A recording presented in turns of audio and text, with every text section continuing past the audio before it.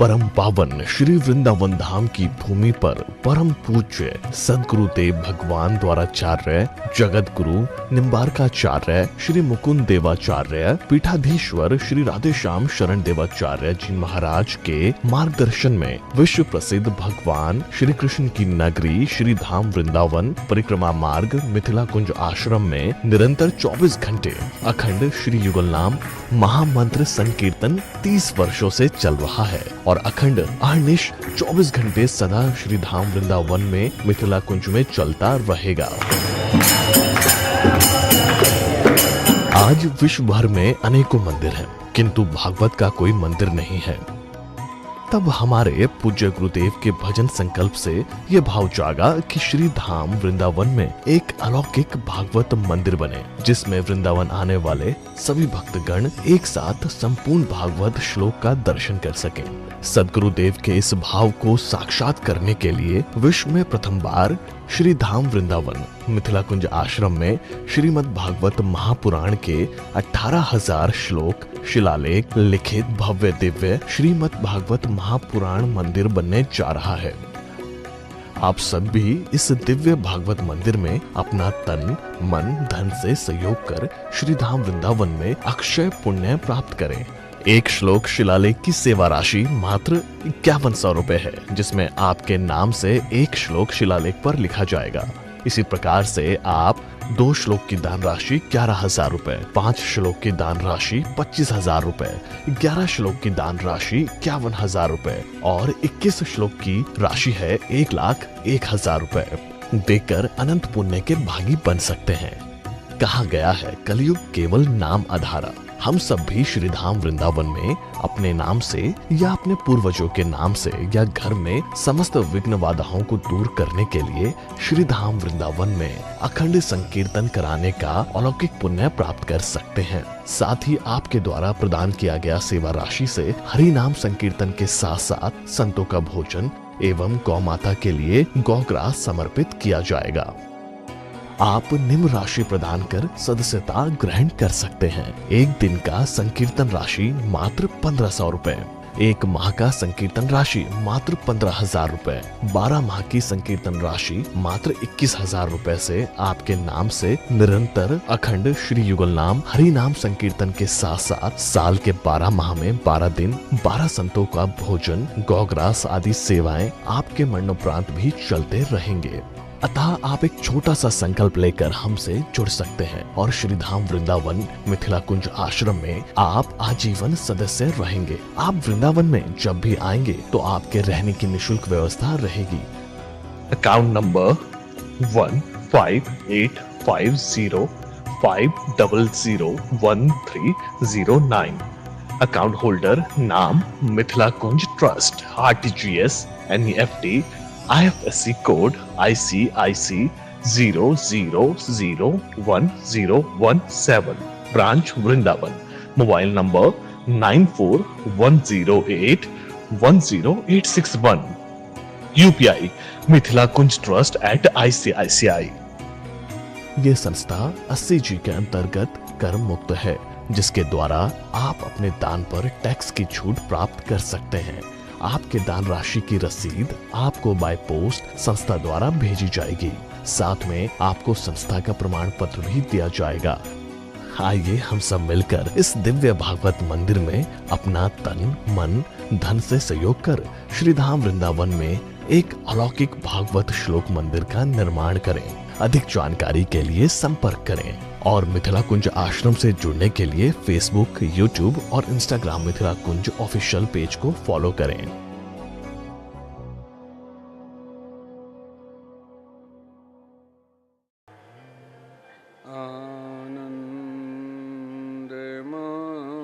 आनन्दमानन्द करं प्रसन्नं ज्ञानस्वरूपं निजभावयुक्तं योगीन्द्रमेद्यं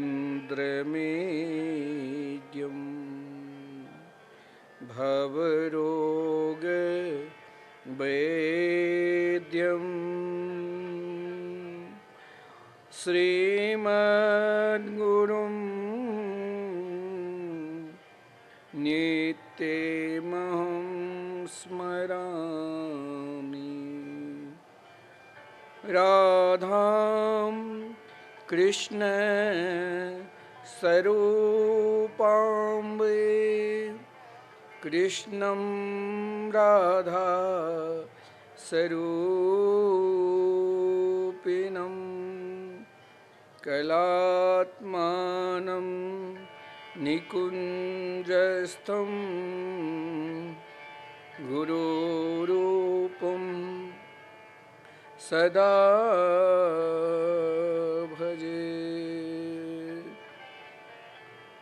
गोविंद जय जय गोपाल जय जय गोविंद जय जय गोपाल जय जय। श्री राधा रमन हरि गोविंद जय जय। श्री राधा रमन हरि गोविंद जय जय। श्री वृंदावन बिहारी लाल की जय। जय जय श्री राधे, जय जय श्री राधे। परम मंगलमय परात्पर अखिलेश्वर अकारण करुणा वरुणालय भक्त वांछित कल्पतरु श्री यशोदा के लाडली लाल श्री नंद नंदन श्री श्याम सुंदर के वांगमयी प्रतिमूर्ति श्रीमद्भागवत कथा ज्ञान यज्ञ के हम सब रसास्वादन कर रहे हैं। इस सावन मास के पुनीत शुभ अवसर पर इस कथा का निरंतर हम सब भक्तबिंद एक माह तक लाभ लेंगे। सभी भक्त जो YouTube चैनल के माध्यम से श्री धाम वृंदावन से इस कथा मृत का रसास्वादन कर रहे हैं, उनको बहुत बहुत साधुवाद, धन्यवाद। कल हमने भगवान की मंगलमयी कथा में प्रथम स्कंद, जिस स्कंद को अधिकारी स्कंद कहा गया है, भगवान के अधिकारी होने के लिए हमें क्या करना है और किस स्तर तक जाना है, वही अधिकारी वक्ता और अधिकारी श्रोता की वर्णन है। 3 श्लोक तक मंगलाचरण के विषय में हम लोग श्रवण किए। श्रीमान सौनक जी के द्वारा 6 प्रकार के प्रश्न सूत जी से किए और श्रीमान सूत जी ने अपने गुरुदेव का ध्यान करते हुए, अपने इष्ट का ध्यान करते हुए मानव मात्र के जो सर्वोपरि धर्म है, सर्वोपरि जो भक्ति है, उस भक्ति के सिद्धांत श्री शौनक जी महाराज को श्रवण करा रहे हैं। आप भी कहोगे कि भगवान की भक्ति कैसे करना चाहिए, किस प्रकार करना चाहिए, जो ऐसा नहीं है जो हम भगवान की भक्ति नहीं करते हैं। संसार के जितने भी प्राणी हैं सब अपने अपने अनुसार भगवान की पूजा करते हैं, लेकिन कभी कभी क्या होता है, पूजा करने के उपरांत भी, ध्यान लगाने के उपरांत भी, भजन करने के उपरांत भी मन में शांति नहीं होती है। फिर मन करता है भगवान की भक्ति किस मार्ग के द्वारा करूं जिससे परमात्मा की प्राप्ति शीघ्र हो और साथ में मन में शांति मिले। यही प्रश्न जब सौनक जी ने की तो श्रीमान सूत जी ने उत्तर दिया कि भक्ति 2 प्रकार के होती। एक भक्ति हम यदि शंकर जी के 1 लोटा जल भी चढ़ाते हैं तो वहाँ कामना होती है, नाना प्रकार की कामना, शारीरिक कामना, पारिवारिक कामना, शारीरिक कामना जो शरीर स्वस्थ रहे, पारिवारिक कामना घर परिवार में सब महाराज बेटा के नौकरी लग जाए, बेटी के बढ़िया विवाह हो जाए, सुखी रहूं, नाना प्रकार की कामनाएं, खूब धन आ जाए, अनेक वासना है। एक भक्ति जो इच्छा के प्रतीक है, उन इच्छा जब तक पूर्ति नहीं होती है तब तक हम उस प्रेमास्पद परमात्मा को प्राप्त नहीं कर पाते हैं। एक भक्ति ऐसी होती है जिस भक्ति में कहा गया है जो भक्त और भगवान का दोनों का एक संबंध हो जाता है। भक्त का विश्वास भगवान में, भक्त का संबंध भगवान में और भक्त का समर्पित भगवान में। और यह जो पराभक्ति है, जैसे भगवान श्री कृष्ण और गोपी की प्रेम की पराकाष्ठा पराभक्ति का वर्णन है।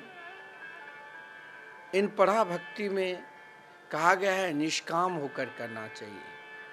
सह वै पुंसाम परो धर्मो यतो भक्ति रधुक्षजे अहितुक्या प्रतिहता आत्मा संप्रसिद्धति। जिनमें कहीं हमें कुछ कामना नहीं है, भगवान की पूजा करना हमारा परम धर्म है, संतों के सानिध्य में जाना हमारा परम धर्म है, सत्संग करना हमारा परम धर्म है, भगवान के भजन करना हमारा परम धर्म है। उस धर्म में हमें कोई कामना नहीं चाहिए।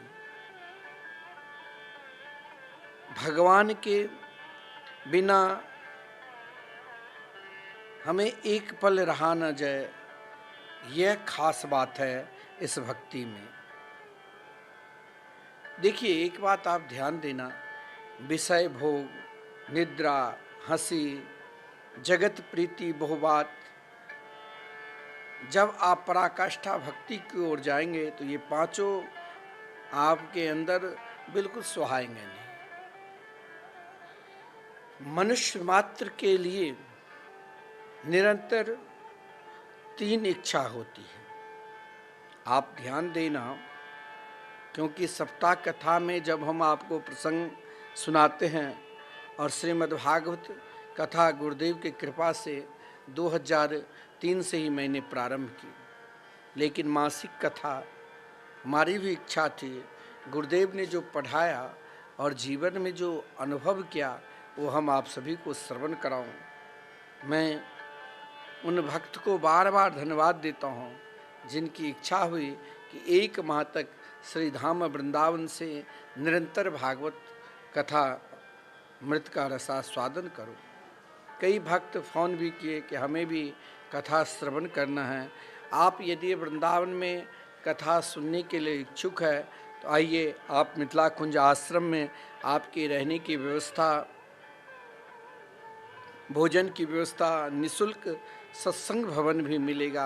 आप कथा कराइए। आपकी इच्छा है कि हम बिल्कुल सात्विक भाव से कथा मृत का रसास्वादन करें तो मैं आप सभी को श्रवण कराऊंगा। आपकी इच्छा होगी नहीं संगीतमय हो, बढ़िया उत्सव आनंद चलते रहे, तो वहाँ आप स्वयं अपने हाथ से ही कलाकार की दक्षिणा दो, पंडित की दक्षिणा दो। और हम कभी भी कथा में याचना नहीं करते। अगर इच्छा है तो श्री धाम वृंदावन में जो विश्व में प्रथम बार श्रीमद् भागवत महापुराण के मंदिर आप कहीं दर्शन करोगे, एकमात्र श्री धाम वृंदावन में। देखिए, श्री धाम वृंदावन में भगवान के अनेक रूप माधुर्य के वर्णन है। भगवान के 24 अवतारों के विषय में आप जब श्रवण करोगे तो भगवान के सभी अवतारों के रूप माधुर्य श्री धाम वृंदावन में मंदिर में आपको दर्शन मिलेगा।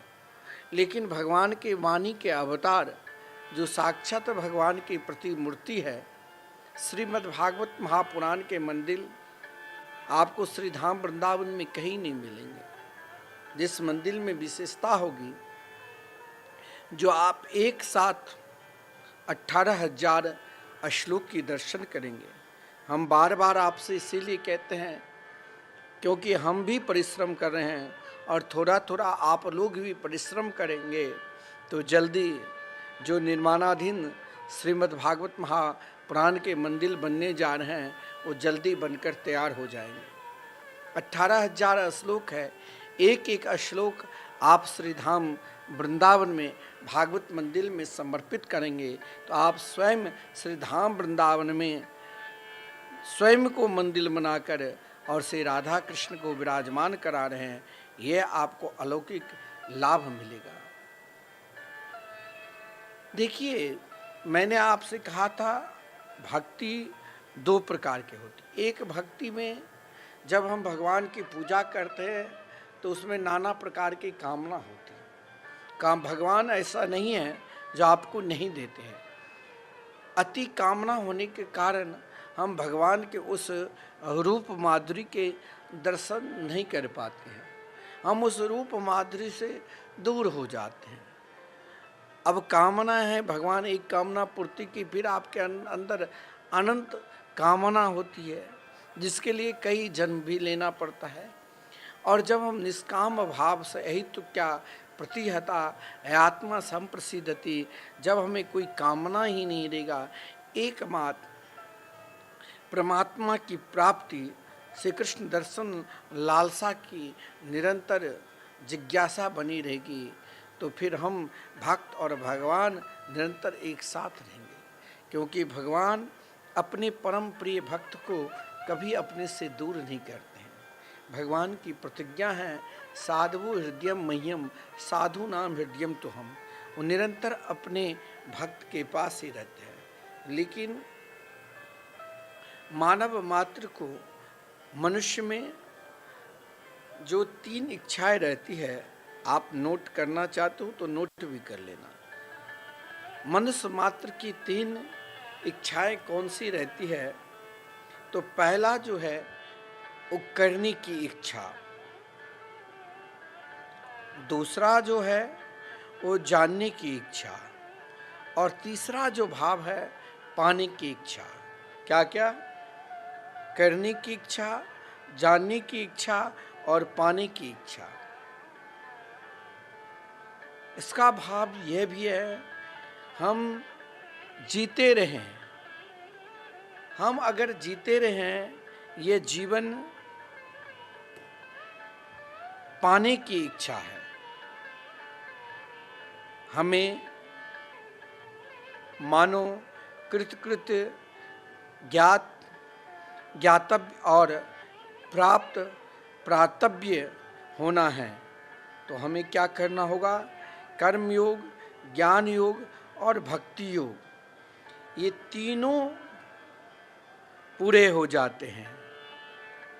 जैसे मान लो अपने लिए कुछ न करने से, इसका भाव क्या हो गया? पहला जो मैं बताया था, अपने लिए कुछ न करने से करना पूरा हो जाएगा।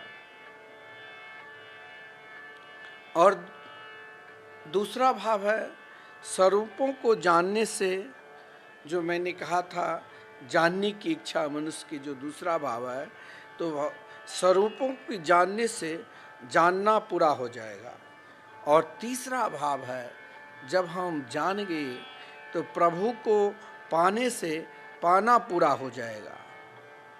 हम संसार, स्वरूप और परमात्मा, इन तीनों के लिए ये मानव स्वयं को उपयोगी हो जाए।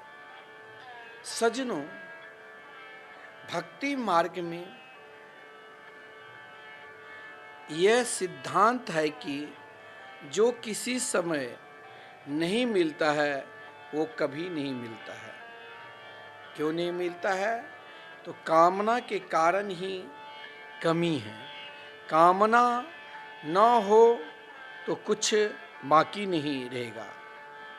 सुख की इच्छा ही परमात्मा तत्व की प्राप्ति में बाधक है। जैसे मैंने आपसे कहा भी था, कोई व्यक्ति चाहते हैं कि जब समस्त सुख सुविधा हो जाएगी तभी हम भगवान के भजन करेंगे। तो भगवान ने गीता में कह भी दिए हैं, अंत काले च मामेव स्मरण मुक्त्वा कलेबरम। लेकिन सज्जनों, हमें निरंतर भगवान की भक्ति में स्वयं को अंत काल ही मानना चाहिए, क्योंकि कब ये श्वास है, कब श्वास नहीं है। क्योंकि सज्जनों, सुख की इच्छा में ही संपूर्ण दुख है। इसीलिए परमात्मा की भक्ति करना है तो सुख की इच्छा छोड़ दे। और जो व्यक्ति एकमात्र सुख की इच्छा छोड़ देते हैं, उनके निकट दुख पास भी नहीं आएगा। क्योंकि संसार की इच्छा करोगे तो इस संसार की नई नई विपत्ति आएगी, और इच्छा छोड़ दो, संसार की संपूर्ण इच्छा चीजें स्वतः अपने आप छूट जाएगी। और यही जो मानव मात्र के श्रेष्ठ धर्म हैं, मैं उन पर बता रहा हूँ। जब चाहना छोड़ दोगे तो आवश्यक वस्तु स्वतः आ जाएगी। केवल एक ही चाह अपने जीवन में निरंतर करना चाहिए, परमात्मा की प्राप्ति की इच्छा रूपी चाह। और यही मानव मात्र की श्रेष्ठ भक्ति है। सह वै पुंसाम परो धर्मो यतो भक्ति रथोक्षजे अहितुक्या प्रतिहता आत्मा संप्रसिद्धति। अहितुक्या भक्ति के विषय में मैं आप सभी को बता रहा हूँ। निरंतर केवल एक ही इच्छा रखो, एक ही साधना रखो, परमात्मा की प्राप्ति की इच्छा करो। या परमात्मा की भी प्राप्ति की इच्छा न हो तो कोई भी इच्छा मत करो, न संसार की न परमात्मा की। कामना न छूटे तो व्याकुल होकर एकमात्र अहितुक्या प्रतिहता भगवान को पुकारो तो अपने आप सब कुछ छूट जाएगी। संतान सबको प्रिय होती है, तो क्या हम भगवान को प्रिय नहीं है? भगवान स्वयं कहते हैं क्या, सब मम प्रिय सब मम उपजाए।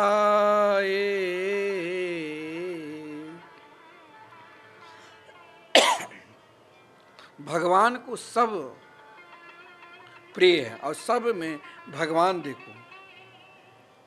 सज्जनों, एक बात मैं आपसे कहूं, ध्यान देना। सत्संग एक प्रकार के आध्यात्मिक विद्यालय है। आप अगर सत्संग में जाते हो तो आप विद्यालय जाते हो। आप कहोगे कि हम प्रातः काल अपने बच्चे को जब स्कूल भेजते हैं, कई स्कूल के बच्चे 5 बजे से तैयार रेडी करना पड़ता है, लंच बनाना, फिर स्नान करवाना, ड्रेस पहनाना, स्कूल भेजना। लेकिन आप ये सब जब करते हैं तो आप कुछ क्षण के लिए, कुछ पल के लिए स्वयं को अपने आप भी सत्संग रूपी, क्योंकि सत्संग एक प्रकार के आध्यात्मिक विद्या प्राप्त करना है। आध्यात्मिक विद्या से क्या मिलेगा? आत्मबल मिलेगा। और ये आध्यात्मिक विद्या कौन सा विद्यालय है? तो सत्संग है। सत्संग के आध्यात्मिक विद्यालय से ही हमें आत्मबल मिलेगा। क्योंकि सज्जनों,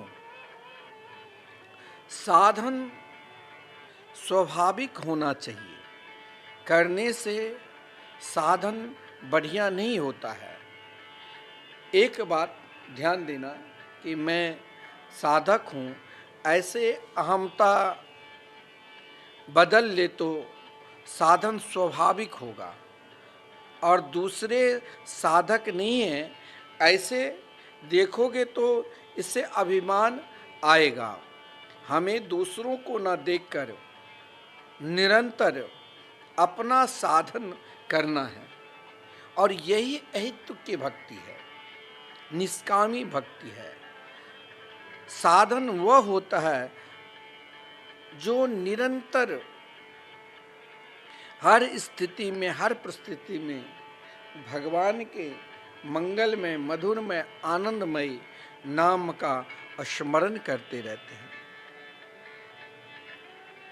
तो श्रीमान सौनक जी महाराज ने सूत जी से जो प्रश्न किए कि भगवान, मानव मात्र के श्रेष्ठ धर्म क्या है, और मैंने जो आपको बताया कि मानव मात्र के श्रेष्ठ धर्म एकमात्र क्या है सज्जनों? जैसे मानो सीधे भाषा में आपने नहीं समझा, मैंने अभी समझाया तो जैसे आपके घर में वृक्ष है ना, और वृक्ष के जड़ में आप पानी डालते हो तो उससे क्या होता है? हजारों डालियां, पत्ते, पुष्प, फल वो खिलते हैं। आपकी निष्ठा निष्कामी है, आप निष्ठावान हो,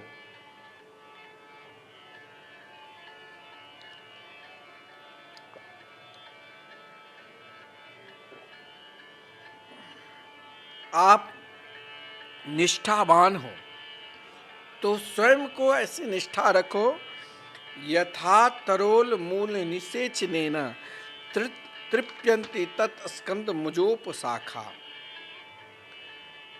भगवान कहते हैं अपनी निष्ठा को भगवान की भक्ति में, जिस भक्ति में आपको स्वयं चैन मिल जाए, उस भक्ति में ऐसे लीन हो जाओ, फिर आप जो भी कुछ करो उसमें स्वयं अपने ही इष्ट को देखो, अपने ही इष्ट के चिंतन करो, क्योंकि भगवान की प्रसन्नता के लिए सज्जनों सर्वश्रेष्ठ क्या है? आप कहोगे जैसे आप एक दूसरे को प्रसन्नता कराते हैं कि हम बढ़िया से बढ़िया कार्य करें, जो सामने वाले को सुख मिले, आनंद मिले, ये प्राय हर व्यक्ति के सोच रहता है। लेकिन आप ये भी ध्यान देना चाहिए कि भक्ति मार्ग के जो पथ है, भक्ति मार्ग में भगवान की प्रसन्नता के लिए हमें 4 साधन निरंतर रखना चाहिए अपने अंदर, और यही 4 साधन मुख्य है। क्या? तो कोई भगवान की कथा श्रवण कराने वाले वक्ता मिले, महापुरुषगण जो स्वयं भगवान की भक्ति में ओतप्रोत है, ऐसे महापुरुष वक्ता मिले तो भगवान की कथा श्रवण करो। ये मैं क्या बता रहा हूँ, ध्यान देना, नोट कर लेना। भगवान की प्रसन्नता के लिए 4 मुख्य साधन हैं। पहला, श्रेष्ठ भक्त के द्वारा विरक्तो वैष्णवो विप्रो, जिसके अंदर विरक्ति भाव भी हो, वैष्णवता भाव भी हो और विप्र भाव भी हो, ऐसे वक्ता मिले तो भगवान की कथा श्रवण करो। दूसरा भाव क्या है? श्रोता मिले, हो सकता है वक्ता न मिले, श्रोता मिले तो जैसे घर के पास, घर में ही मान लो 4 सदस्य है, चारों श्रोता ही बन जाओ। जैसे वक्ता कहते हैं ना, कीर्तन करो। दूसरा भाव है भगवान की प्रसन्नता के लिए, श्रोता मिले तो कीर्तन करने लग जाओ, वर्णन करो। और तीसरा भाव ये है, दोनों ना मिले तो स्वयं एकांत में बैठकर भगवान के ध्यान करो, और यदि ध्यान में मन न लगे तो भगवान की मूर्ति की सामने रखकर उनकी पूजा करो। और इन्हीं 4 साधनों से हमें भगवान की आराधना करनी है। फिर से बता देता हूँ, श्रेष्ठ वक्ता भगवान के भक्त संत महापुरुष मिले तो भगवान की कथा श्रवण करो। दूसरा भाव है, यदि न मिले तो अपने ही आप श्रोता बन जाओ, घर के सदस्य, और भगवान के कीर्तन करने लग जाओ, भगवान के वर्णन करने लग जाओ, भगवान की कोई लीला को। तीसरा भाव यह भी है, दोनों न मिले तो स्वयं भगवान को अपने आप से ध्यान करने लग जाओ, मानो भगवान के चिंतन करने लग जाओ, भगवान के रूप माधुरी में स्वयं खो जाओ। और कहा गया है चौथा भाव, यदि ध्यान में भी मन नहीं लगता, भजन में भी मन नहीं लगता, तो अपने सामने अपने इष्ट के मूर्ति चित्र को सामने रखकर बार बार निहारते रहो, उनकी रूप माधुरी को रसास्वादन करते रहो। और इन 4 साधना के द्वारा सज्जनों हम भगवान की आराधना निरंतर कर सकते हैं। इन चारों भाव को हमने अपने हृदय में बैठा लिया ना, तो फिर मान लो यही भक्ति मेरे लिए यही तो क्या प्रतिहता आत्मा सम प्रसिद्धति। श्रीमद् भागवत महापुराण में भाव दिया है, द्वितीय अध्याय में, प्रथम स्कंद के द्वितीय अध्याय में, छिंदन्ति को विदास्तस्य को न कुर्याद कथारतिम। एक बात सज्जनों ध्यान देना, इस दुनिया में ऐसे ऐसे विद्वान होते हैं जो स्वयं को ललकारते रहते हैं कि हमारे समान कोई विद्वान कोविद कौन है। लेकिन महाराज वहाँ भी अभिमान कहीं ना कहीं उनके विद्वता की आ जाती है। श्री मधुसूदन सरस्वती अपने भक्ति रसायन ग्रंथ में इसी भाव को साधन भक्ति के क्रम में लिया है। अपनी विद्वता, अपने पंडित्य को, सिद्धांत को छोड़कर एकमात्र जब हम भगवत प्रेम में डूब जाते हैं और भगवान की मंगलमयी कथा मृत का रसास्वादन करने लग जाते हैं, तो कहा गया है, शुश्रूषो श्रद्धानस्य वासुदेव कथा रुचि स्यान् महत सेवया विप्रा पुण्य तीर्थ निसेवनात्। देखिए भक्ति मार्ग के वर्णन क्या विलक्षण श्रीमान सूत जी महाराज ने की है। इस श्लोक में अनेक नाना प्रकार के साधनों के क्रम भी बताया गया है। श्री मधुसूदन सरस्वती जी महाराज अपने भक्ति रसायन नाम के ग्रंथ में इसी भाव को, इसी को साधन भक्ति में क्रम क्या है। साधन भक्ति में क्रम क्या है, तो पहले आप कहते हो ना कि तीर्थ स्थान में रहने से क्या फल मिलता है। कई लोगों का प्रश्न होता है कि तीर्थ स्थान में रहने से क्या फल मिलता है। तो तीर्थ स्थान में रहने से एक श्रेष्ठ फल मिलता है।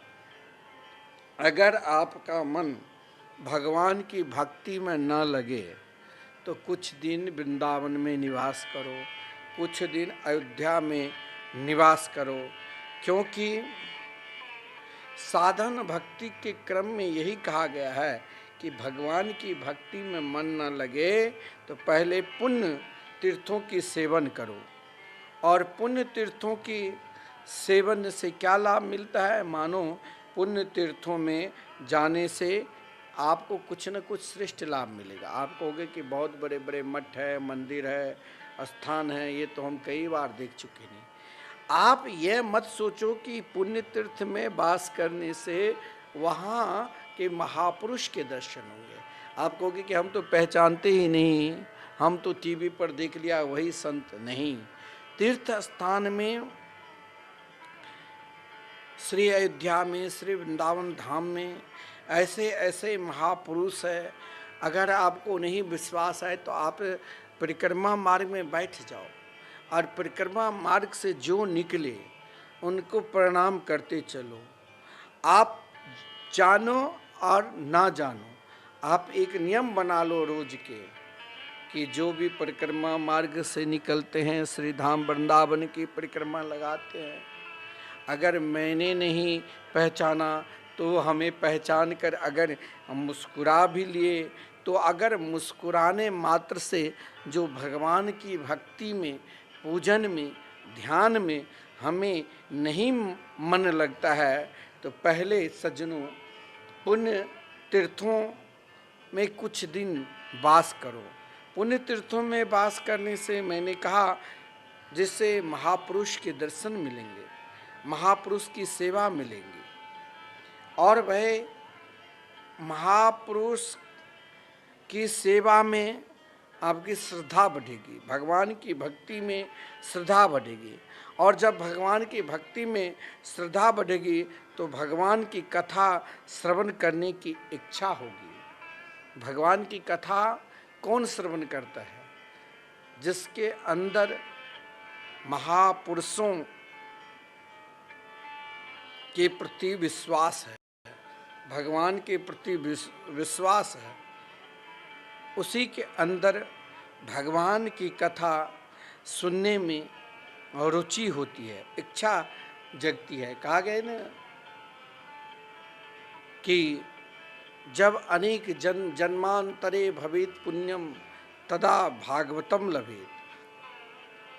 जब अनेक जन्मों की पुण्य की कृपा होती है, पुण्य उदय होते हैं, तभी महापुरुषों में विश्वास होते हैं।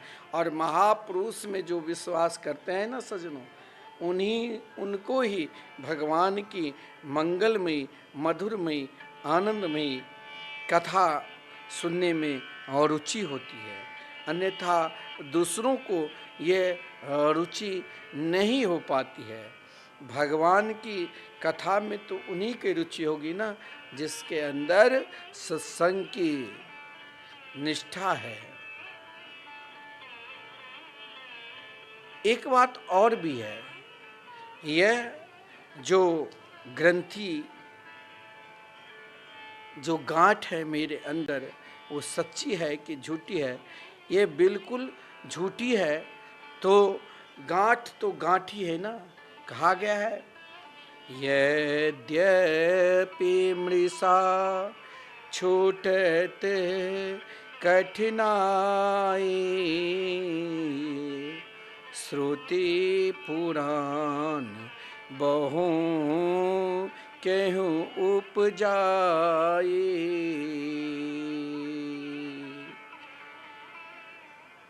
भगवान की भक्ति जब हम निरंतर करने लग जाएंगे, जिस भक्ति में मेरे अंदर किसी भी प्रकार की कामना नहीं होगी, निष्काम होकर कि भगवान के भजन करना मेरा जीवन का कर्तव्य है। शास्त्र में कहा गया, कोई भूत के पूजा करता है, कोई प्रेत की पूजा करता है, उसको भी हम मना नहीं करते हैं, क्योंकि भूतानि यान्ति भूतेज्या। भगवान ने गीता में वर्णन किए हैं, जो भूत प्रेत की पूजा करते हो वही लोक उनको मिलेगा। तो हमें क्या करना है? हमें ईश्वर की पूजा निरंतर करना है और स्वयं को पूजा करते हुए यह भी बात पक्की है, सारे वेद का तात्पर्य रूप में एकमात्र वासुदेव के प्रतिपादन करते हैं और वासुदेव ही उनका तात्पर्य गोचर है। शास्त्र में यह भी कहा गया है, श्रीमद् भागवत महापुराण में, सारे यज्ञ का कार्य कारण का प्रतिपादन करके स्वयं हमें परमेश्वर की ओर ले जाते हैं। इसीलिए सज्जनों, हमको आपको निरंतर भगवान की भक्ति करना चाहिए। आप कहोगे कि भगवान की भक्ति हम किस ध्येय से करें, किस योग से करें, तो इसीलिए श्रीमान सूत जी ने सौनकादिक ऋषि को भगवान के 24 अवतारों का वर्णन करने का अभिप्राय यही है। भगवान के जिस रूप माधुरी में आपका मन तटस्थ हो जाए, जिस रूप माधुरी में आपका मन लगने लग जाए, क्योंकि भगवान के 24 अवतारों का वर्णन श्रीमद् भागवत महापुराण में है कि भगवान ने स्वयं शनकादिक के रूप में अवतार लिए। शनकादिक रूप में अवतार लेने का यही अभिप्राय जीवन में निष्ठ होना है।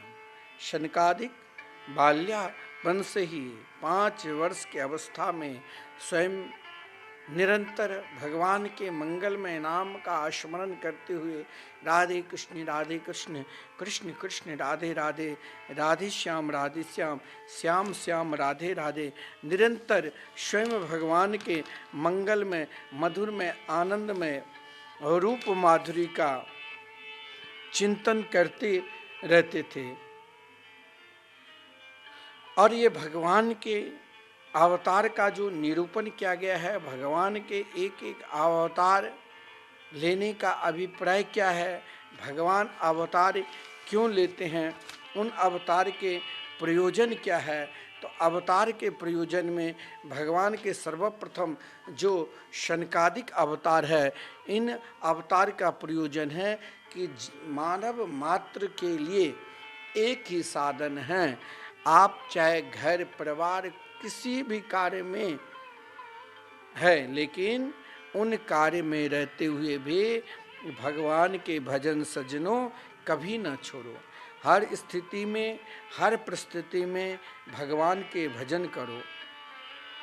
भगवान के जो पहला अवतार सनत कुमार के रूप में है, शनकादिक के रूप में,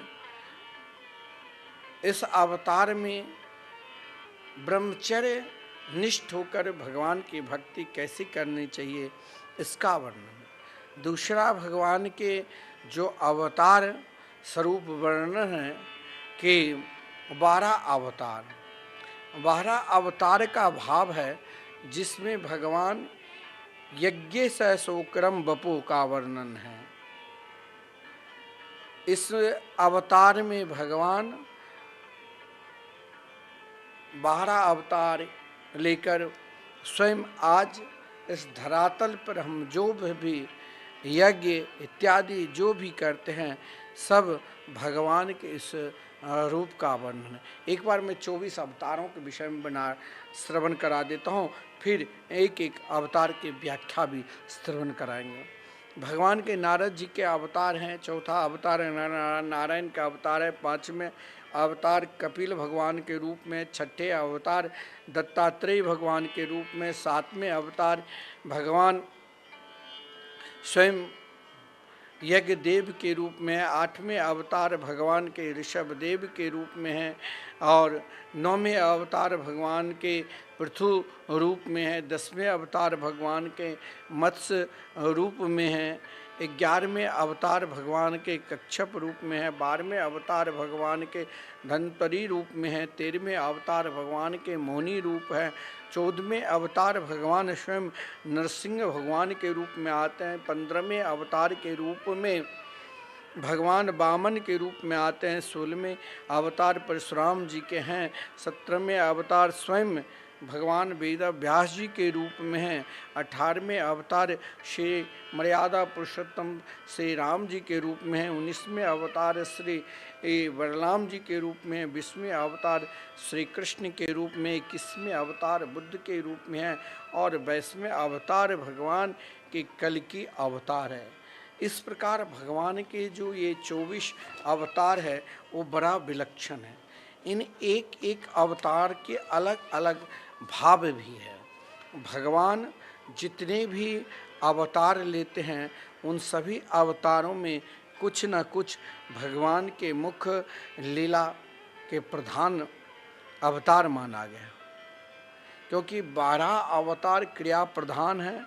दत्त, कपिल, व्यासादि अवतार, ये अवतार ज्ञान प्रधान हैं। अवतारों के 2 भेद होते हैं सज्जनों, अच्छी तरह समझ लेना चाहिए हम सभी को कि अवतारों के 2 भेद रहते हैं। जैसे उसके बाद भगवान के देवर्षि नारद जी की अवतार है, उनके क्रम में जैसे इस क्रम में भगवान ने विशुद्ध नाम के प्रचार किए हैं, मानो श्री नर नारायण के रूप में हैं।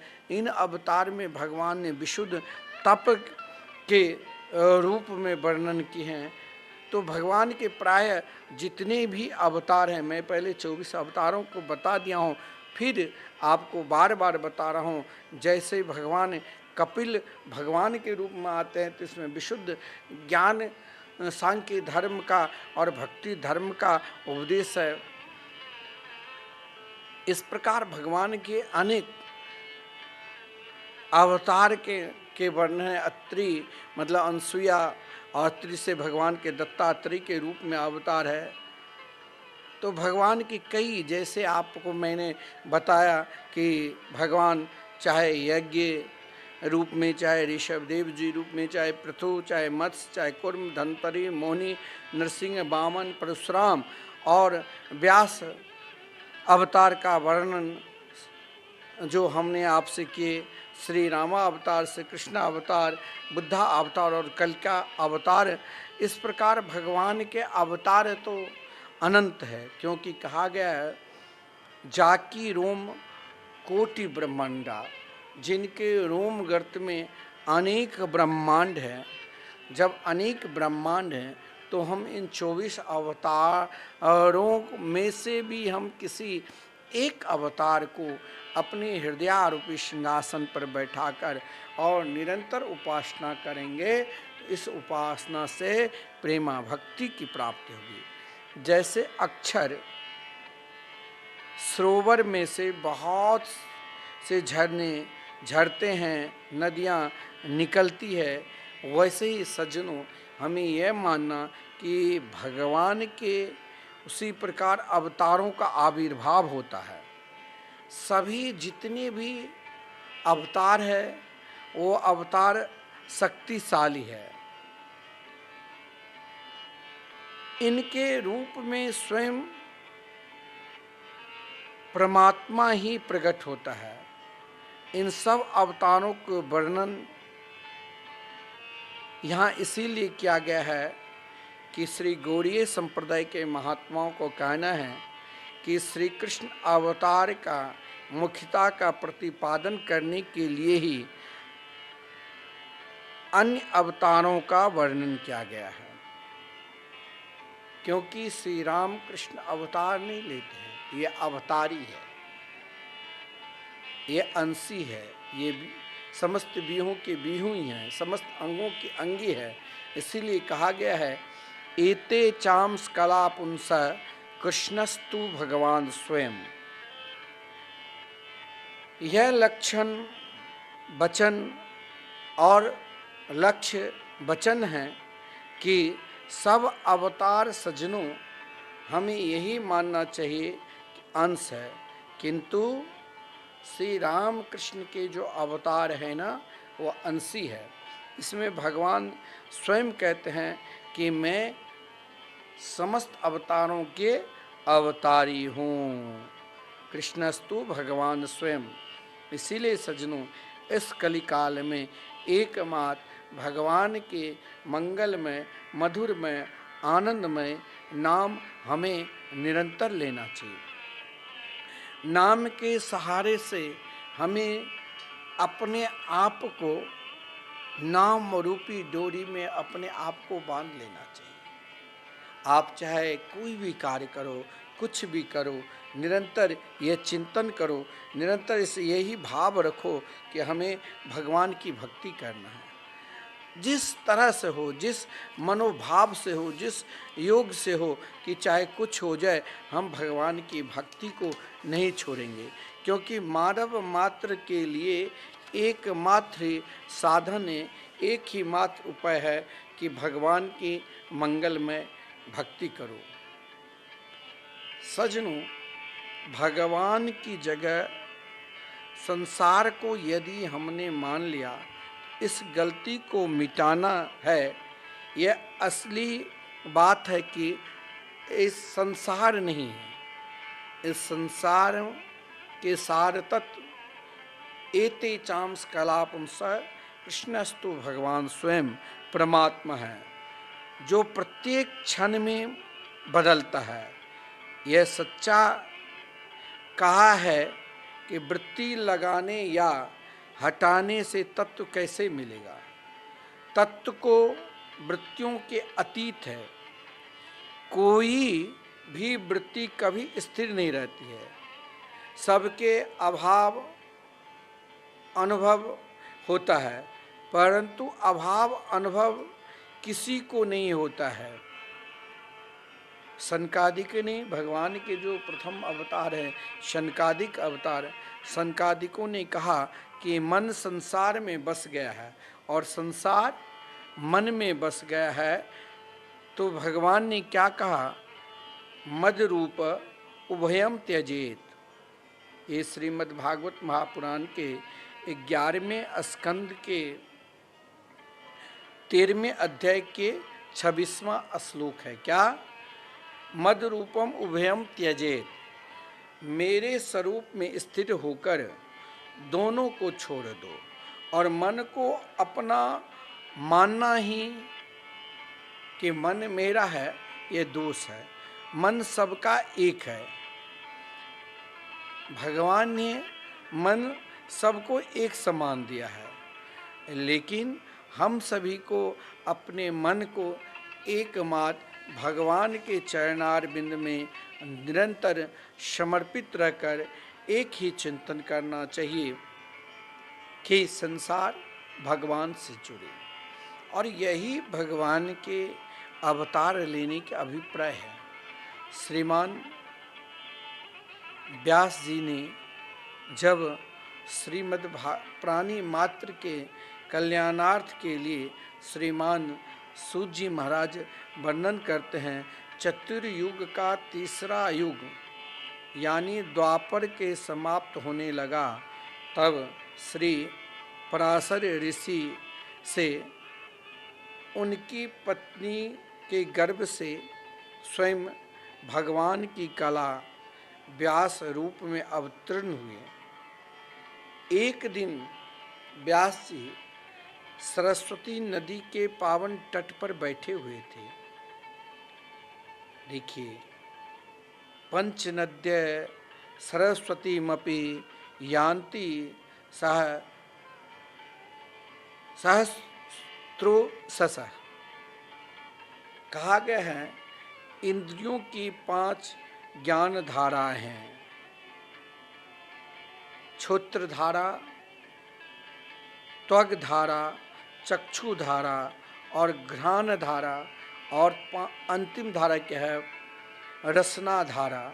ये पांचों बाहर से हमें ज्ञान लेकर भीतर अपनी जला राशि में जाती है और अंतः सलिला फिर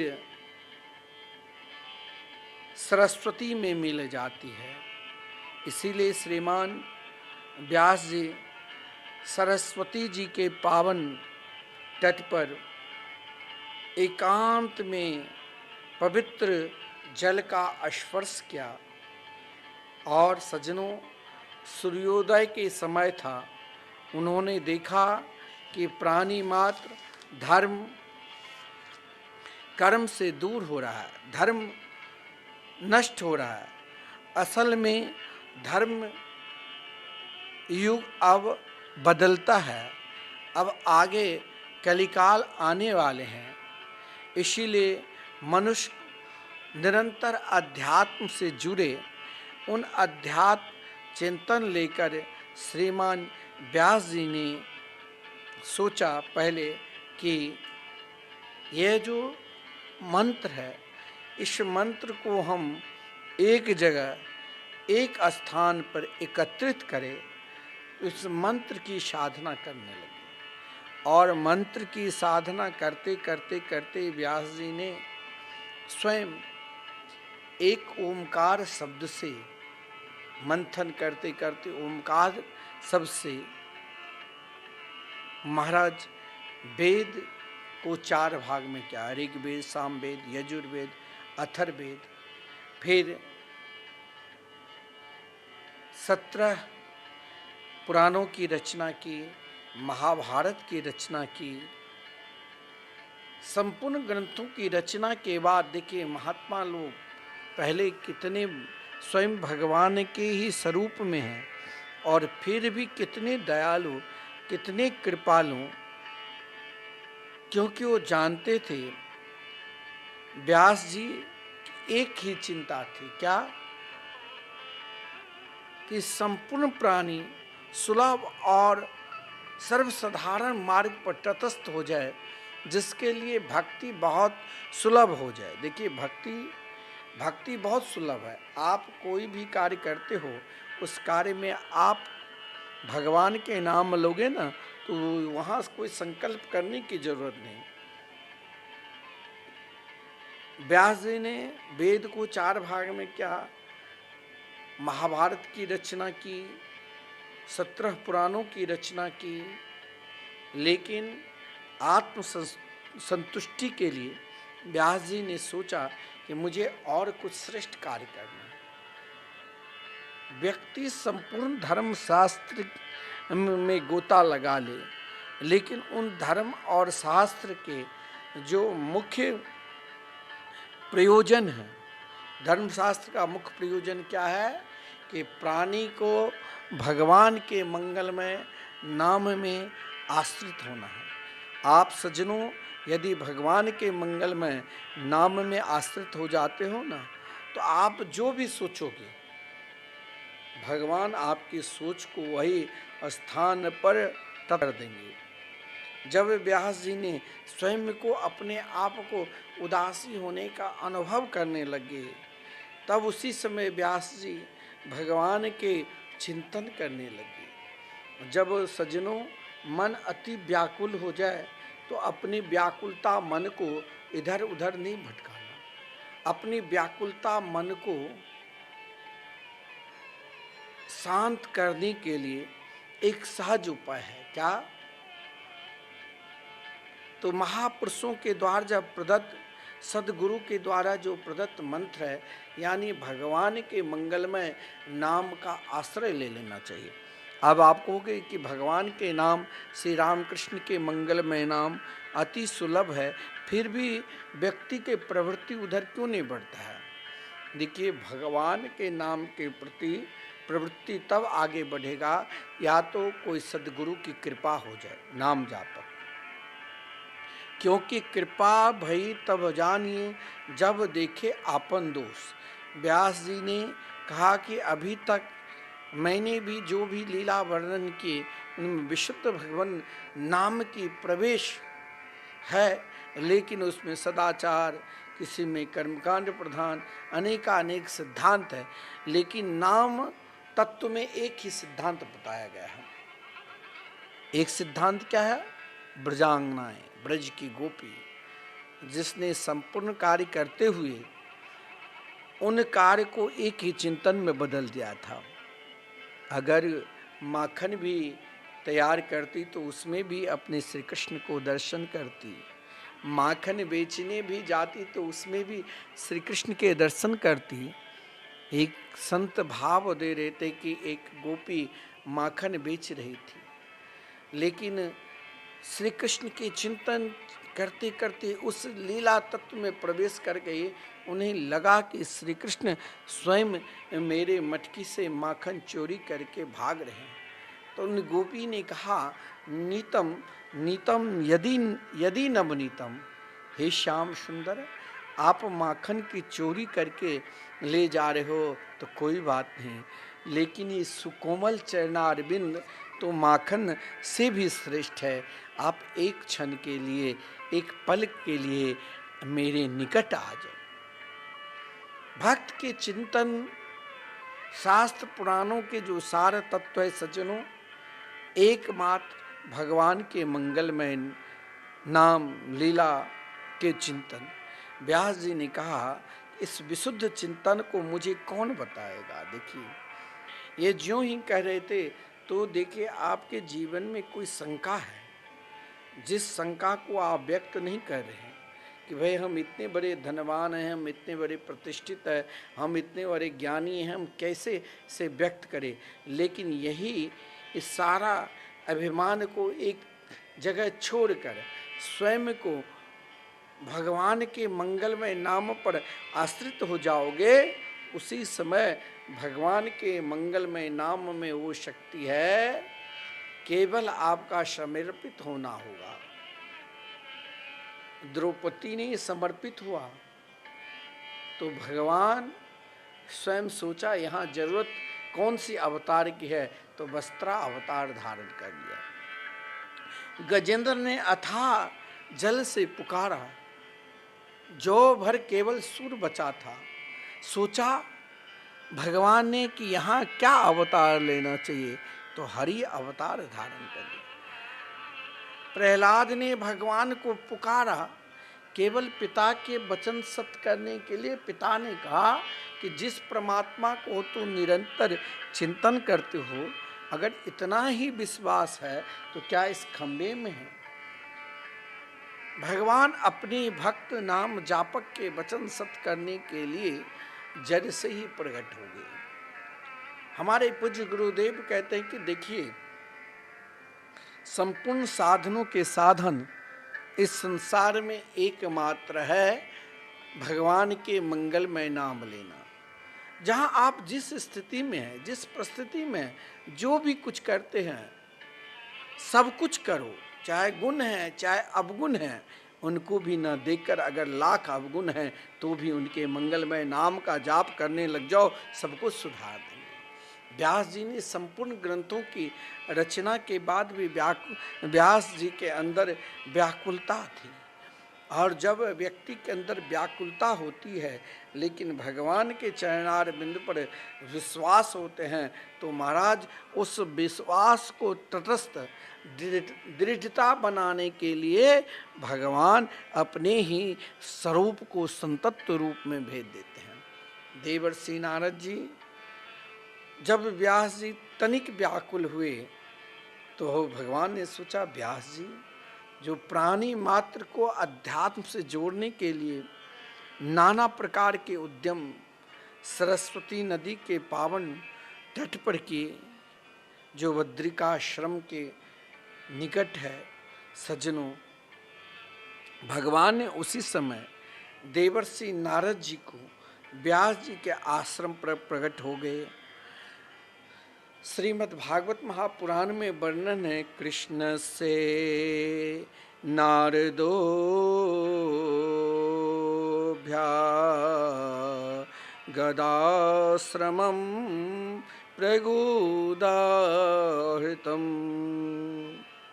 शिष्यों को गुरुजी के पास नहीं जाना पड़े, स्वयं गुरु ही शिष्य के पास आ जाए। जब शिष्य अधिकारी हो जाते हैं, जब अधिकारी पुरुष को आवश्यकता होती है, तब अंतरिक्ष में विचरण करने वाले भगवान के संकल्प स्वयं मूर्तिमान होकर भक्त के निकट समक्ष आ जाता है। देखिए, देवर्षि नारद जी श्रीमद् भागवत महापुराण के विषय में मैं पहले ही कहा, प्रथम स्कंद अधिकारी है। व्यास जी ने भगवान के ऊपर स्वयं अपने आप को समर्पित हो गए, तो व्यास जी के आश्रम में ही भगवान स्वयं अपने स्वरूप देवर्षि नारद जी को वीणा बजाते हुए प्रकट कर दिए। और देवर्षि नारद जी को सामने देखकर व्यास जी खड़े उठे और उन्होंने उन्हें विधिवत पूजन किया। ध्यान देना, स्वयं भगवान के 24 अवतारों में श्री व्यास जी के और नाम हैं और श्री देवर्षि नारद जी के। व्यास जी से पहले ही देवर्षि नारद जी अवतार ले चुके हैं, परंतु जो ज्ञान दे, अगर छोटे बालक भी आपको भगवान के भक्ति से जोड़ दे तो उसे आप छोटा मत समझना, उनको आप आदर करना, उनको अवहेलना कभी नहीं करना। जैसे हम लोगों में परंपरा है कि गुरु गद्दी नसीन, गुरुदेव अगर कोई ज्ञानी या अज्ञानी शिष्य को भी इस गद्दी पर आसीन कर दे तो उनकी परंपरा के जो भी शिष्यगण हैं उनको गुरु रूप में आदर करना चाहिए, प्रणाम करना चाहिए। अगर उनके अंदर कोई भी क्षीण अवस्था हो जाए तो मान लेना यह एक अपराध करते हैं। क्योंकि देखिए, देवर्षि नारद जी को देखकर श्रीमान व्यास जी ने विधिवत पूजा की। लिखा हुआ है श्रीमद् भागवत महापुराण के प्रथम स्कंद के 4 अध्याय में, पूजयामास विधिवन नारदम सुरपूजितम। विधिवत पूजा का अर्थ केवल सज्जनों ध्यान देना, चंदन लगाना और माला पहनना नहीं होता है। विधिवत क्या है? विधिवत पूजा वह है जो मेरे अंदर सामर्थ्यानुसार की जाए, वह षोडोपचार। अगर आप अपने अंदर सामर्थ्य है तो वो तो षोडोपचार है। कोई अष्टादशोपचार भी पूजन करते हैं, कोई राजोपचार भी पूजन करता है, कोई महाराजोपचार भी करता है। जैसा देश काल वैसे विधान पूर्वक विधिवत जो पूजा होती है उसे कहा गया है विधिवत पूजा। जैसे संकल्प के साथ आप पूजन करते हैं ना, उसी प्रकार श्रीमान व्यास जी ने देवर्षि नारद जी को विधिवत पूजन किया। और जब श्री नारद जी पूजित होकर बैठ गए, थोड़ा सा विश्राम किया, तब उन्होंने व्यास जी से पूछा, महाराज आपको आत्म तुष्टि तो है ना? देखिए, संत आपको कभी निराधार नहीं करेंगे, क्योंकि व्यास जी ने वेद को 4 भाग में किया, महाभारत की रचना की, 17 पुराणों की रचना की। इसीलिए देवर्षि नारद जी ने कहा, आपके अंदर आत्मतुष्टि है ना?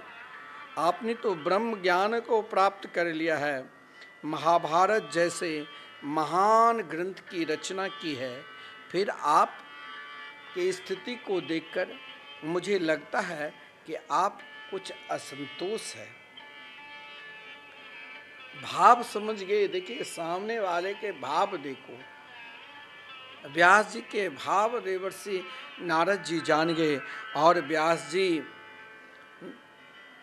जब देवर्षि नारद जी से कहा कि महाराज, मैंने सोचा कि संपूर्ण प्राणी अध्यात्म से जुड़े, और जिस अध्यात्म से जोड़ने के लिए मैंने नाना प्रकार की प्रयास किया, लेकिन इन प्रयास करने के बाद भी मैंने सोचा कि व्यक्ति को विशुद्ध परमात्मा के मंगलमय नाम से एकमात्र निष्ठा हो जाए, जिस कारण महाराज मेरे को लग रहा है मैंने अभी तक कुछ नहीं किया। आप कोई मुझे उपाय बताओ जिससे विशुद्ध भक्ति रस का ही एकमात्र वर्णन करूं और जिनका संबंध एकमात्र भगवान के मंगलमय नाम से हो। ये सुनकर एक बात ध्यान देना, जो साधु संत महात्मा के पास, गुरुजनों के निकट जब जाओ तो चाहे आपके अंदर गुण हैं चाहे अवगुण हैं, उनको समर्पित कर अपना भाव बताओ। आपका भाव अगर सही सतमार्ग की ओर है तो सद्गुरु उनका उपाय जरूर बता देंगे। देवर्षि नारद जी के निकट जब व्यास जी ने अपना भाव दिया, तब देवर्षि नारद जी ने व्यास जी से कहा, आपने भगवान के निर्मल यश का गान विशुद्ध रूप से नहीं किया। ऐसी मेरी मान्यता है कि आपने अभी तक जो भी साधना की, उन साधना में सांसारिक साधना के साथ साथ नाना प्रकार की साधना है, लेकिन भगवान की भक्ति रूपी साधना तो एकमात्र कैसे हैं, तो कहते हैं न यद वचश्चेत पदम हरेर यशो जगत पवित्रम प्रगृणीत करे चेत तद्वा यशम तीर्थ मुशन्ति मानसा न यत्र हंसा निर्मन्त्युषेक्षया।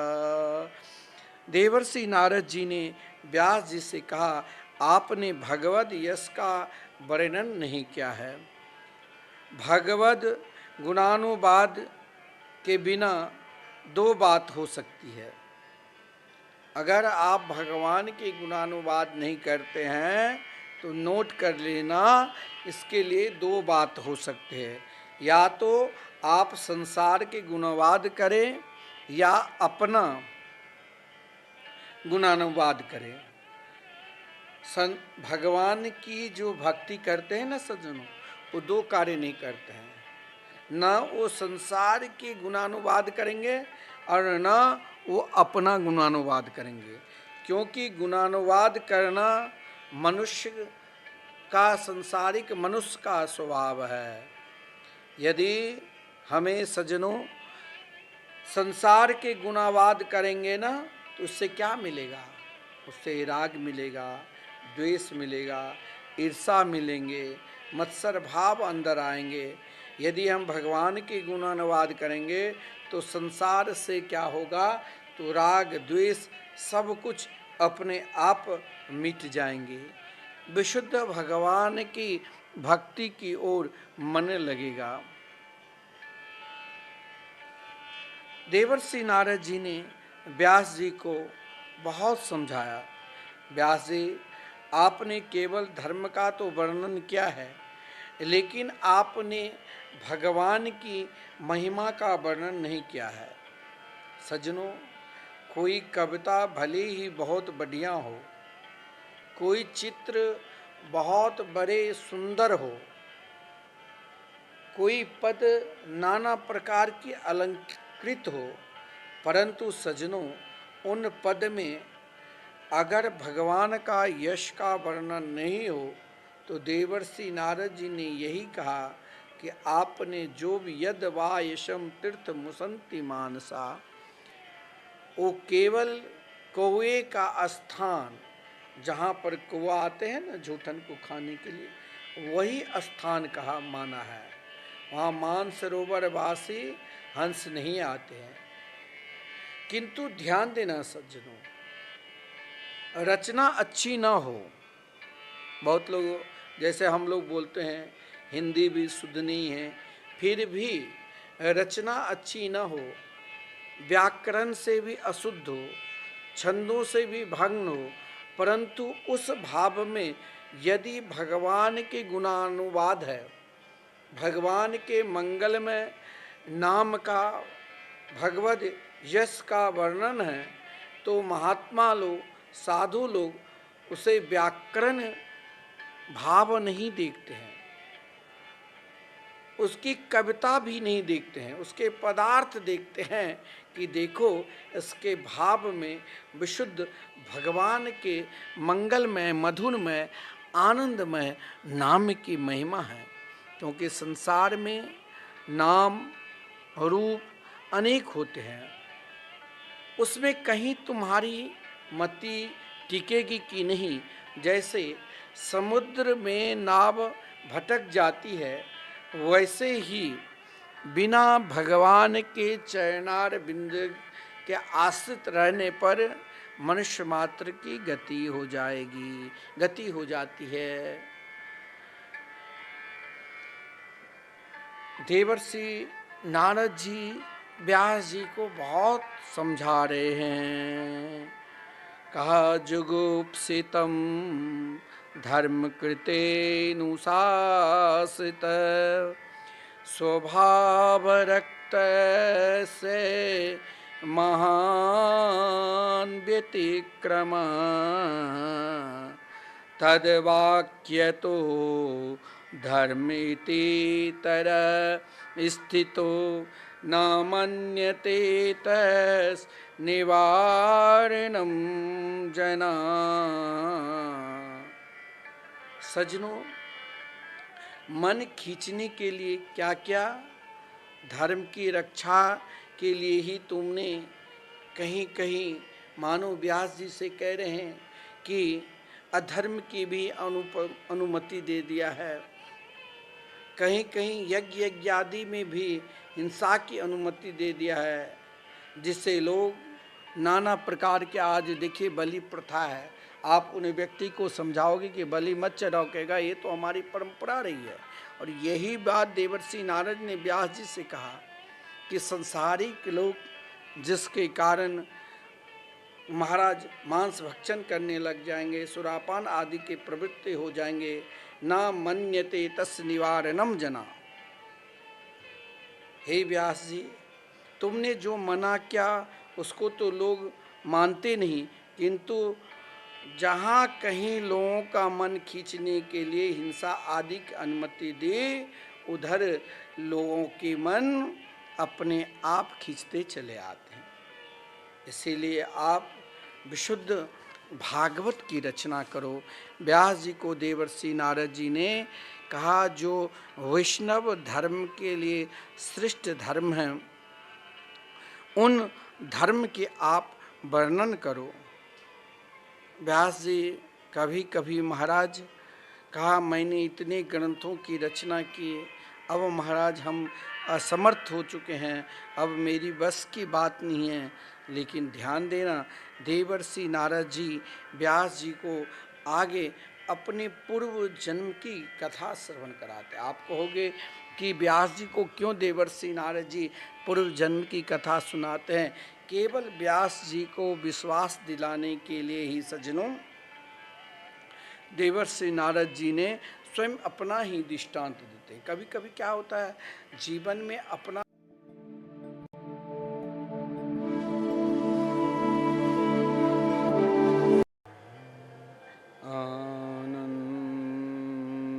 एक बात ध्यान देना, जो साधु संत महात्मा के पास उन भक्तों की महिमा है जिनके संबंध एकमात्र भगवान की मंगलमयी नाम रूप लीला धाम के प्रति सारा उपयोग, सब कुछ उपयोग करने के बाद जो स्वयं अपने आप भगवान में समर्पित हो चुके हों। देवर्षि नारद जी ने कहा मैं वेदवादी ब्राह्मणों के यहाँ मेरी माँ दासी का काम करती थी और मैं एक दासी का बेटा था। उस दासी के जो स्वयं मेरी माँ निरंतर सेवा भाव में लगी रहती थी, लेकिन सेवा भी कहाँ करना चाहिए। राजा भोज के एक चरित्र है। एक बार राजा भोज कहीं जा रहे थे, मार्ग में एक तोता बेचने वाले मिला और तोता बेचने वाले के पास दो तोता थे, दोनों पिंजरा एक समान था। राजा भोज ने अपने मंत्री से कहा तोता बहुत सुंदर है, जरा इन दोनों तोता के दाम पूछ लो। उन तोता बेचने वाले से पूछा, कहा महाराज इन तोता को तो महाराज आप जो दे दोगे, चाहे आप 100 रुपया भी दे दोगे मैं रख लूँगा, लेकिन दूसरा जो तोता है इसका दाम मैं अपनी इच्छा से लूँगा, लेना है तो दो, अगर मैं 1 करोड़ भी मांगूं तो आपको देना पड़ेगा। राजा भोज ने कहा एक तोता के अंदर कहता है कि आप जो दे दोगे, नहीं भी दे दोगे, 100 रुपया भी दे दोगे तो मैं पिंजरा सहित दे दूंगा, लेकिन दूसरा तोता पर मेरा अधिकार है, उसे देने के लिए मैं जो कहूँगा वो देना पड़ेगा, नहीं दोगे तो मैं नहीं दूंगा। राजा भोज ने दोनों तोता खरीद लिया। एक तोता उनके मन मर्जी जितनी इच्छा हुई, अगर वो उस समय महाराज 100 करोड़ भी मांग लेते तो दे देते। राजा भोज ने से कहा इसका 1 करोड़ दाम है। राजा भोज ने दोनों तोता को खरीद कर अपने यहाँ ले आया। अब मैं आपसे कहना चाहता हूँ, बहुत लोग कहते हैं कि सत्कर्म हम लोग तो करते हैं, दान पुण्य करते हैं, भजन कीर्तन भी गाते हैं, लेकिन मन में शांति नहीं है। इसीलिए शांति नहीं है कि हम जिसके द्वारा सुनते हैं उनकी आचरण कैसे हैं, उनकी निष्ठा कैसे है, क्या उसके अंदर भगवान के प्रति निष्ठा है। आजकल तो आप कथा सुनोगे सब शास्त्री लिखने लग गए, लेकिन वो मंच पर क्या दुर्दशा करते रहते हैं आप देखे होंगे। लगता होगा कि सब तो ऐसे ही बोलते होंगे, नहीं। वो तोता लिया, दोनों तोता प्रातः काल जगे। महाराज अपने ही शयन कक्ष में दोनों तोता को रखा। एक तोता ने कहा कि महाराज जल्द उत्तिष्ठ, हे महाराज जल्दी जगो और जगकर भगवान के भजन करो, ध्यान लगाओ, भगवान के चिंतन करो। दूसरा तोता ने कहा नहीं, हे राजा जल्दी उठो, चलो शिकार खेलने के लिए, मारो काटो। तोता तो दोनों है, पिंजरा तो वैसे ही है, लेकिन एक का भाव है जिसने अपने भाव से कहा भगवान के भजन करो, दूसरा कहा कि चलो मारो, मारने काटने के लिए। राजा भोज ने कहा कि जो तोता बोला कि मारो काटो, बोले इसे तुरंत दंड दे दो, लेकिन दूसरा जो समझदार तोता कहा कि नहीं राजन, इसमें गलती इनकी नहीं है। आपने खरीदा तब सोचा नहीं, एक तोता को मांग रहा है 100 रुपया और दूसरे तोता को मांगा 1 करोड़ रुपया। इनकी आचरण तो ये सही था, लेकिन संग से यह ऐसा हो गया। ये चंडाल के घर में रहा, अहम मुनि नाम वचनम सुनोति राजन तब गवास बाचा। ये चंडाल के यहाँ रहा तो इनकी प्रवृत्ति ऐसी ही बनी रही, और मैं साधु संत के पास रहा तो मेरी प्रवृत्ति संतत्व भाव बना। तो हमें ये भी देखना है, आजकल महाराज सब जगह सब कथा ही कहने लगे, ना उनके अपने धर्म पर विश्वास, ना उनके अपने आचरण पर विश्वास।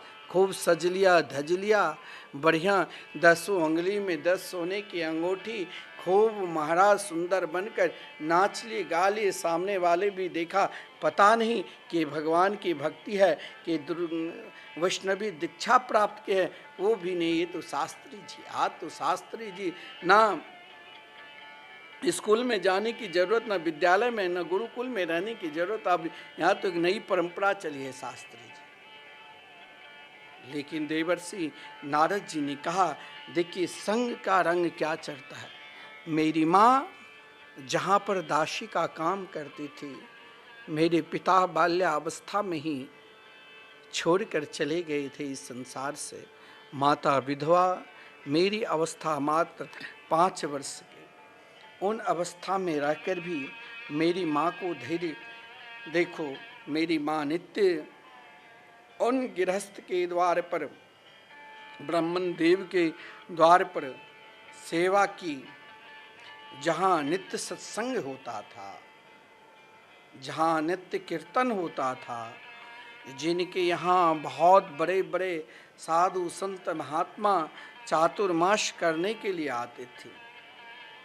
और महाराज मेरी माँ को वहाँ लाभ मिले उन संतों की सेवा और मुझे भी वहाँ लाभ मिला, क्योंकि मैं भी अपनी माँ के पीछे पीछे चलता था और उन महापुरुषों का दर्शन करता था, और दर्शन के साथ साथ निरंतर वहाँ भगवान की कीर्तन कथा होती थी, मैं भी लाभ लेता था।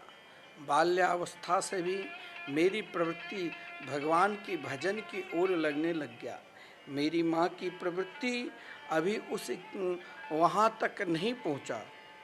देखो सेवा भाव, मैंने उन संतों की सेवा करने लगी।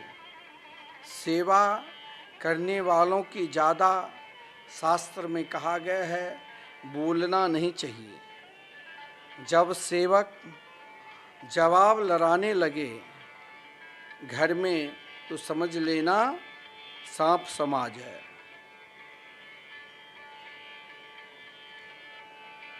वो नन्हे से छोटे से बालक निरंतर संतों की सेवा में समर्पित था।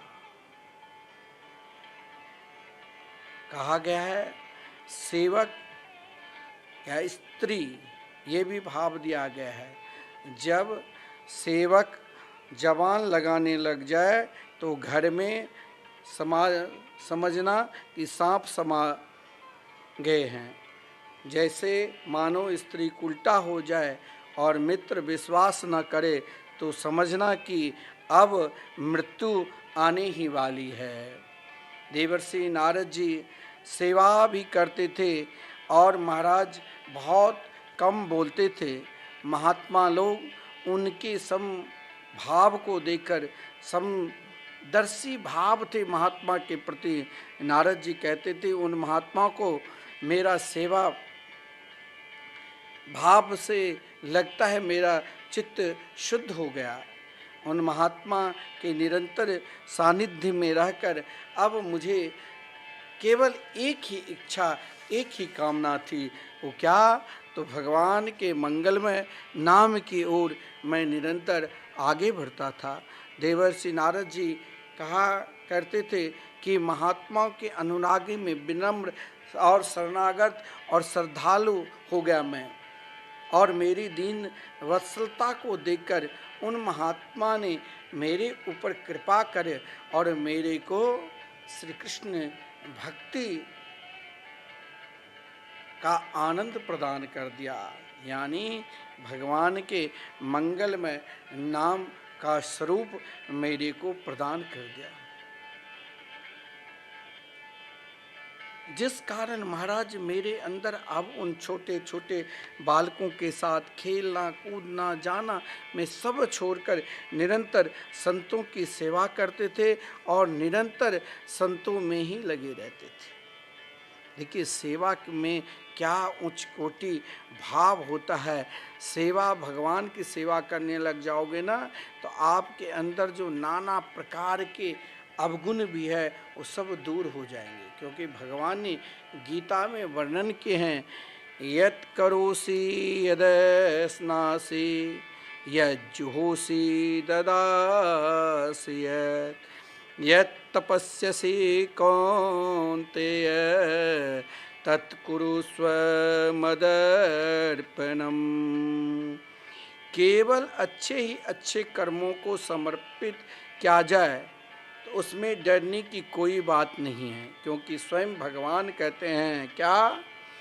शुभाशुभ फलेरेवं भो मोक्षसे कर्म बंधने।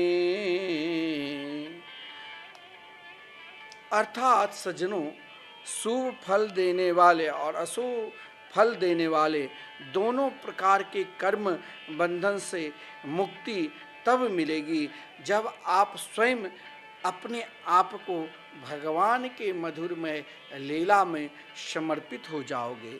देवर्षि नारद जी उन संतों के सानिध्य में पूर्ण रूप से समर्पित हो गए थे और संतों ने उनके भाव को देखकर, देखिए सतगुरु से आप मत को बार बार हमें दीक्षा दो दीक्षा दो। सतगुरु ने आपको कह दिया कि आप भगवान के नाम लेना प्रारंभ कर दो तो मान लो आपकी दीक्षा हो गई। सदगुरु जिस दिन कृपा कर देना, आपके भाव को देखकर, आपकी निष्ठा को देखकर, तो समझ लेना कि अब हमें भगवान मिल गए। अब फिर अपने आप आपको भगवान के मंगलमय भजन में अपने आप प्रेम जागृत होने लग जाए। वो नन्हे से छोटे से बालक रोज संतों की सेवा में कभी कमंडलू उनके निकट ला देते, कभी तुलसी पत्र उनके ही द्वारा प्रदत्त जो संतों के शीत प्रसाद थे उचिष्ट वही ग्रहण करते। निरंतर संत जिस प्रकार भगवान के मंगलमय मधुरमय नाम के चिंतन करते, वो नन्हे से छोटे से बालक भी भगवान के नाम के चिंतन में स्वयं अपने आप खो जाते। भगवान के गुण नाम का निरंतर स्मरण करते रहते थे। महात्मा लोग नारद जी के भाव को देखकर, नारद जी व्यास जी से बता रहे, मेरे भाव को देखकर महात्मा ने कृपा अनुग्रह की और मेरे को मंत्र दीक्षा दिया और इस मंत्र को कहा तुम अधिक से अधिक जाप करना। देखिए सदगुरु के मंत्र, सदगुरु आपको दो प्रकार के वैष्णवी दीक्षा आप जब लोगे ना, तो एक तो आपको कहेंगे अपने इष्ट का भजन करो और दूसरा शरणागति मंत्र देते हैं और इष्ट मंत्र देते हैं। और गुरु मंत्र में वो ताकत है, वो शक्ति है। गुरु मंत्र के, सदगुरु के द्वारा प्रदत्त मंत्र के आप जाप करते हो ना, तो नाना प्रकार के जो भी इच्छा है, कामना है, उन संपूर्ण कामना की पूर्ति सदगुरु के मंत्र में है। और आपने वैष्णवी दीक्षा प्रदान कर लिया और वैष्णवी दीक्षा प्रदान करने के बाद यदि आपके ऊपर राहु केतु शनि ग्रह है तो भी घबराना नहीं चाहिए। तो क्या करना चाहिए? जिस मंत्र को गुरुदेव ने प्रदान किया है उस मंत्र को अधिक से अधिक जाप करो। मंत्र सिद्धि से संपूर्ण ग्रह गोचर और मंत्र सिद्धि से आप जो भी कामना चाहोगे मंत्र सिद्धि में वो शक्ति है, उस कामना अपने आप मिलेंगी। क्योंकि सदगुरु के प्रदत्त जो मंत्र है वो आचार्य परंपरा से है, ना जाने कितने आचार्यों के द्वारा वही मंत्र अनुष्ठान किए गए होंगे। अब जैसे हम लोग निम्मार संप्रदाय के हैं तो हमारे 50 आचार्य हुए हैं, श्री हंस भगवान, श्री सनकादिक भगवान, श्री नारद भगवान, श्री निम्बार्क भगवान, श्री द्वासाचार्य जी, श्री अष्टादश भट्टन जी और अनेक महापुरुष हुए हैं, श्री व्यास देवाचार्य जी महाराज, श्री मुकुंदेवाचार्य जी महाराज और हमारे पूज्य गुरुदेव जो निरंतर भगवान के मंगलमय नाम के आश्रित है। नाम के सिवा संपूर्ण भक्तों को एकमात्र कहते हैं कि आप जो भी कुछ करते हो करो, लेकिन भगवान के नाम निरंतर लो। आज देवर्षि नारद जी ने व्यास जी से कहा, मेरी निष्ठा को देखकर गुरुदेव ने कहा इस मंत्र के सहारे से ही आप भगवान को प्राप्त कर लोगे। मंत्र में कहा गया ना, मंत्र मूर्ति माला इनको कभी नहीं त्यागना चाहिए। आजकल क्या हो गया है, लोग गुरु बदलते रहते हैं, कहते कि ये गुरु के पास कम धन है तो दूसरे, आजकल धनवान गुरु ढूंढते थे। पहले भजनानंदी के शरणागति स्वीकार करते थे, आजकल नाम देखते हैं। आजकल भजन नहीं देखते, कितने बड़े नाम है, कितने गाड़ी घोड़े हैं, कितने बड़े आश्रम, ये देखते हैं। लेकिन देखिए सज्जनों, गुरु सदगुरु के मंत्र में वो शक्ति है, वो ताकत है जो मंत्र देवर्षि नारद जी को सदगुरुदेव प्रदान किया। ओम नमो भगवते तुभ्यं वासुदेवाय धीमहि प्रद्युम्नाय निरुद्धाय नमः संकर्षणाय च। इस मंत्र में कहा गया है कि हम भगवान वासुदेव को ध्यान करते हैं, केवल भगवान को ही हम नमस्कार करते हैं, ये निष्ठा है। ध्यान नहीं करते उनके जो अंश स्वरूप है, प्रद्युम्नाय निरुद्धाय नमः संकर्षणाय च, उनके बेटे प्रद्युम्न को भी हम नमस्कार करते हैं, ध्यान करते हैं। पुत्र श्री अनिरुद्ध जी को भी हम नमस्कार करते हैं और बड़े भाई संकर्षण यानी श्री बलराम जी को भी हम नमस्कार करते हैं। ये चारों चक्र व्यूह नित्य हैं। देखिए, ओम नमो भगवते तुभ्यम वासुदेवाय धीमहि प्रद्युम्नाय निरुद्धाय नमः संकर्षणाय च। इस मंत्र के अनुष्ठान करने से नाना प्रकार की अगर विपत्ति है, शरीर में नाना प्रकार की व्याधि है, तो इन मंत्र के अनुष्ठान करने से 1.25 लाख जाप करने से संपूर्ण व्याधि दूर हो जाती है। क्योंकि ये चारों चक्रव्यूह नित्य मंत्र है, चतुर्व्यूह मंत्र कहा गया है। हमारे महापुरुषगण इसके अनेक अनेक भाव भी लिए हैं। देवर्षि नारद जी कहते हैं, इस प्रकार सद्गुरु ने, संत महात्माओं ने मुझे उपासना की पद्धति भी बता दिया है और भगवान जिस उपासना पद्धति से भगवान को कैसे प्रसन्न किया जाए, यह भी हमें प्रदान की हैं।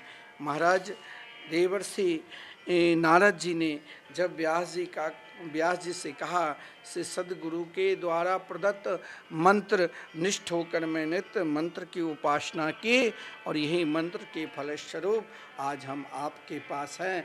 अब आगे की शेष भाग हम कल श्रवण करेंगे। अब 2 बार भगवान के मंगलमय नाम का स्मरण करें।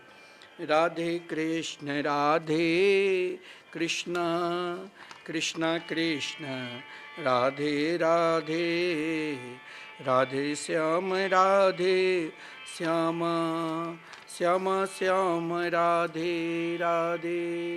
श्री वृंदावन बिहारी लाल की जय। जय जय।